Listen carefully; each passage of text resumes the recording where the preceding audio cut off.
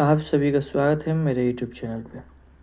मैंने आपको reproduction in organism से जो भी क्वेश्चन पूछा है मैंने आपको बताया था, वो भी उसमें था आपका अलैंगिक जनन। अलैंगिक जनन में जितने भी क्वेश्चन आपके पूछा था बोर्ड में, वो सारा चीज़ मैंने आपको समझा दिया था, बता दिया था। अब उसी चैप्टर में के एक है लैंगिक जनन, क्योंकि आप लोग पढ़ोगे रिप्रोडक्शन तो उसमें आप लोगों को पता होगा कि रिप्रोडक्शन दो प्रकार के होते हैं, ए सेक्सुअल रिप्रोडक्शन और दूसरा होता है सेक्सुअल रिप्रोडक्शन। तो ए सेक्सुअल रिप्रोडक्शन से जितने भी क्वेश्चन पूछे थे मैंने आपको ऑब्जेक्टिव और सब्जेक्टिव बता दिया है। और अब आज हम लोग देखेंगे सेक्सुअल रिप्रोडक्शन में जो भी क्वेश्चन पूछा है जैसे ऑब्जेक्टिव और सब्जेक्टिव, उसको हम लोग डील करेंगे। तो यार जैसे इस मतलब लैंगिक जनन में जितने भी क्वेश्चन है उसको हम लोग देख लेंगे तो आपका पहला चैप्टर समाप्त हो जाएगा रिप्रोडक्शन इन ऑर्गेनिज्म। उसके बाद दूसरा हम लोग चैप्टर देखेंगे sexual reproduction in flowering plant. तो चलिए हम लोग ज़्यादा टाइम नहीं लेते, अपने वीडियो को स्टार्ट करते हैं। तो ध्यान दीजिए, अगर बात की जाए तो हम लोग का है लैंगिक जनन यानी सेक्सुअल रिप्रोडक्शन। सेक्सुअल रिप्रोडक्शन में कुछ ऑब्जेक्टिव पूछा हुआ है जो आपको ध्यान से सुनना है। जैसे में देखिए पहला प्रश्न कह रहे हैं निम्नलिखित में कौन द्विगुणित संरचना है। अब इसमें बताना है आपको द्विगुणित संरचना। तो आपको भी पता है कि जो फीमेल में एग होता है वो एन होता है और मेल में जो स्पर्म होता है वो भी क्या होता है, एन होता है। तो ये दोनों मिलकर क्या हो जाता है, 2n हो जाता है। तो एन जो है ये आपका हेप्लॉइड है यानी अगुणित है, और दोनों मिल गए ना तो ये क्या हो गया, द्विगुणित। तो इसमें अंडाणु तो होगा नहीं, भ्रूणपोष होगा नहीं, युग्मनज आपका जाइगोट हो जाएगा। कि जाइगोट कब बनता है, जब नर युग्मक और मादा युग्मक मिलते हैं तभी ना जाइगोट का निर्माण होता है। तो इसका राइट आंसर क्या हो जाएगा, सी हो जाएगा। ठीक है, चलिए हम लोग दूसरे प्रश्न की ओर चलते हैं। दूसरा प्रश्न कर रहे हैं मनुष्य में गुणसूत्रों की संख्या होती है। अब यहाँ पे आपको ध्यान देना है कि मनुष्य जो है उसमें गुणसूत्रों की संख्या कितनी होती है। तो पहला तो 44 + XX, ये तो गलत है। 44 + XY यानी ये 46 होता है। 44, X 45 और Y 46। ठीक है, चलिए तीसरा प्रश्न कह रहा है निम्नलिखित में कौन कीटभक्षी पौधे हैं। निम्नलिखित में कौन कीटभक्षी पौधे हैं। तो इसमें कीटभक्षी की बात की जाए तो इसका राइट आंसर बताइएगा, ड्रोसेरा भी है और नेपेथेसी भी है, यानी इसका राइट आंसर क्या हो जाएगा, ए और बी दोनों हो जाएगा। ठीक है, चलिए हम लोग अगले प्रश्न की ओर चलते हैं। अगला प्रश्न क्या है, चौथा नंबर प्रश्न हम लोग देखते हैं। चौथा प्रश्न कह रहा है निम्नलिखित में कौन उभयलिंगी प्राणी है। निम्नलिखित में कौन उभयलिंगी प्राणी है। तो इसका राइट आंसर की बात की जाए तो इसका राइट आंसर डी हो जाएगा, केंचुआ। पांचवा प्रश्न कह रहा है भ्रूणपोष वाले बीजों को क्या कहा जाता है।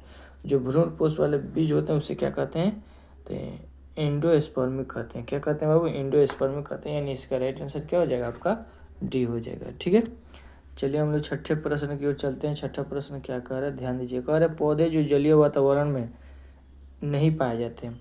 अब इसमें से आपको कौन पौधा है जो आपको बताना है कि जलीय वातावरण में नहीं पाया जाता है। हाइड्रिला पाया जाता है, ट्रोपा पाया जाता है, लिनुम्बो पाया जाता है, लेकिन बबूल का जो पेड़ होता है वो जल में नहीं पाया जाता है। तो इसका राइट आंसर क्या हो जाएगा, आपका डी हो जाएगा। ठीक है, चलिए 7वां प्रश्न कर रहा है युग्मक सामान्यतः किस प्रकार के होते हैं। युग्मक जो समानतः होते हैं वो क्या होते हैं, अगुणित होते हैं, यानी एक गुणित हो गए हेप्लॉइड होते हैं। क्या होते हैं बाबू, हेप्लॉइड होते हैं। 8 नंबर प्रश्न कर रहे हैं निम्नलिखित में से किस पौधे के प्रजाति में बीज का उत्पादन असंजनन द्वारा होता है। किस पौधे की प्रजाति में, तो इसकी बात की जाए तो इसका राइट आंसर आपका क्या हो जाएगा, ए हो जाएगा, एस्ट्रेसिया एवं घास। ठीक है, 8 तक आप लोगों को समझ में आ गया होगा। चलिए हम लोग 9वां प्रश्न देखते हैं। 9 नंबर प्रश्न क्या कह रहे हैं कि जब नर आकृति में मादा से भिन्न होता है तब कहलाता है।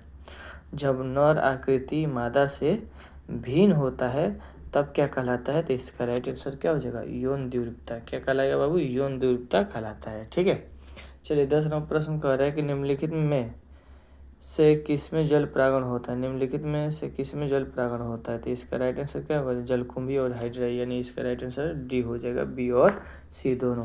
द्विगुणित है।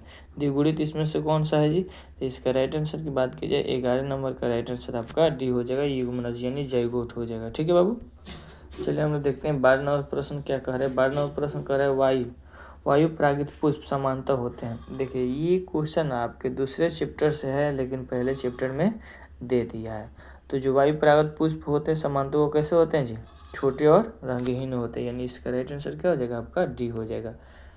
13 नंबर प्रश्न कर रहे हैं निषेचन क्या है। निषेचन क्या है, तो इसका परिभाषा आप लोग पता होगा, अंडा और नर युग्मक आपस में संलयन करते हैं, यानी इसका राइट आंसर की बात की जाए तो 13 नंबर का राइट आंसर क्या हो जाएगा आपका ए हो जाएगा, अंडा तथा नर न्यूक्लियस का संयोजन।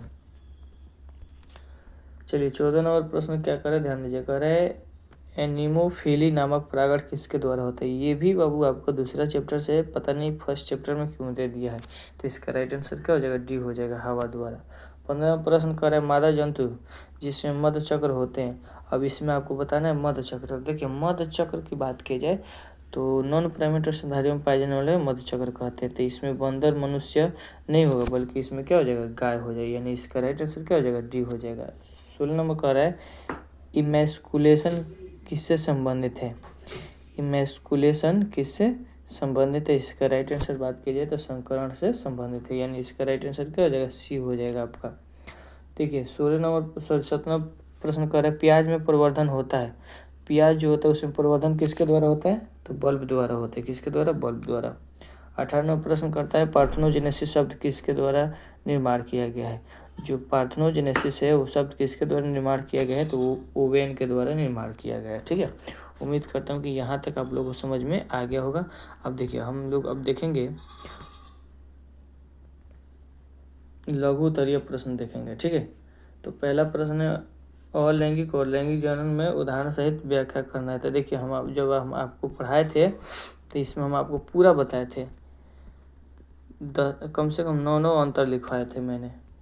तो देखिए इसका अंतर देख लीजिए, एक है अलैंगिक दूसरा लैंगिक। तो इसमें कहिएगा यह सरल प्रक्रिया होती है, इसमें जब भी प्रक्रिया होती है तो सरल होती है, इसमें जटिल प्रक्रिया होती है। दूसरा बताइएगा युग्मक शामिल होते हैं और इसमें युग्मक शामिल नहीं होते हैं। ठीक है, आगे देखिए 3 नंबर बताइएगा निषेचन नहीं होता है, इसमें निषेचन होता है। चौथा बताइएगा अनुवांशिक रूप से संतानें पैदा होती है और इसमें अनुवांशिक रूप से पुनः संयोजक संतान पैदा होते हैं।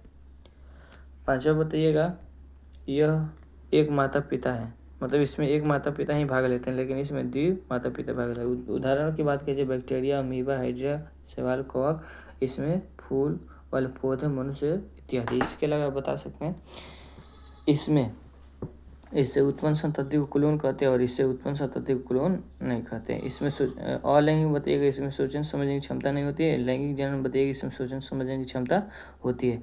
अलैंगिक जनन बताइएगा कि इनका जीवन काल निश्चित नहीं होता है और लैंगिक जनन बताइएगा इनका निश्चित जीवन काल निश्चित होता है। अगला इसमें बताइएगा इनमें जनन अंग नहीं पाए जाते हैं और इनमें जनन अंग पाए जाते हैं। तो उम्मीद करता हूँ कि आपको लैंगिक और अलैंगिक जनन अंतर आप लोगों को समझ में आ गया होगा। देखिए कह रहा है कि जल परागण के बारे में उदाहरण सहित बताएं।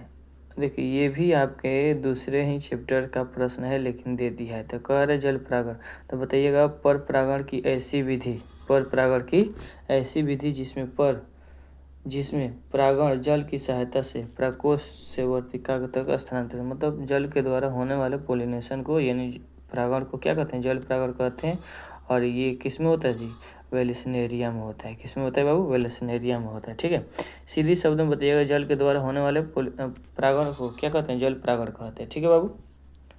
तीसरा प्रश्न करें मध्य चक्र एवं ऋतु चक्र के बारे में स्पष्ट करें। तो वहीं अष्टोत्तर साइकिल और मेस्टर साइकिल, अष्टोत्तर साइकिल की प्रक्रिया की बात कीजिए, इसमें क्या लिखा गया है उस पर आप ध्यान मत दीजिए, हम आपको बता रहे हैं। बताइएगा नॉन प्राइमेट स्तनधारियों में पाए जाने वाले चक्र को, जो नॉन प्राइमेट स्तनधारी होता है ना उसमें जो चक्र पाया जाता है तो उसे हम लोग क्या कहते हैं, मध्य चक्र कहते हैं, जैसे बिल्ली, कुत्ता, गाय, भैंस। ठीक है, इसमें कुछ बात लिखा हुआ कि इस चक्रीय परिवर्तन में मादा एस्ट्रोजन स्तर अधिक होते हैं, मतलब इसमें थोड़ा सा इसको पढ़ लीजिएगा, लेकिन ये अंतर केवल पूछता है तो मध्य चक्र और ऋतु चक्र का केवल परिभाषा बता दीजिएगा तो आपका कंप्लीट हो जाएगा। मासिक चक्र की बात कीजिए तो बताइएगा प्राइमेट स्तनधारियों में पाए जाने वाले चक्र को क्या कहते हैं, मासिक चक्र कहते हैं। तो अंतर को पूछे तो बताइएगा नॉन प्राइमेट स्तनधारियों में पाए जाने वाले चक्र को मध्य चक्र कहते हैं और प्राइमेट और स्तनधारियों में पाए जाने वाले चक्र को क्या कहते हैं, मासिक चक्र कहते हैं। तो उम्मीद करता हूँ कि ये आप लोग समझ में आ गया है। बाकी ये जितना क्वेश्चन है सब दूसरे चैप्टर से पूछा हुआ है, जो हम आपको दूसरे चैप्टर जब कंप्लीट करेंगे तो उसमें हम आपको बताएंगे। ठीक है, तो उम्मीद करता हूँ कि यहाँ तक आप लोगों को समझ में आ गया होगा। तो आज के लिए बस हम लोग इतने रहने देते हैं बाबू, आप इसको देख भी सकते हैं। और एक आप लोग से रिक्वेस्ट है बाबू कि जो भी मेरे यूट्यूब चैनल पर नए जुड़े हुए हैं आप मेरे यूट्यूब चैनल को सब्सक्राइब कर लीजिए। अगर आपको लगता है कि कमेंट करना चाहिए तो कमेंट करिए, लाइक करिए और अपने मित्रों के पास इसे शेयर कीजिए। आज के लिए बस हम लोग इतना देते हैं बाबू। जय हिंद, जय भारत।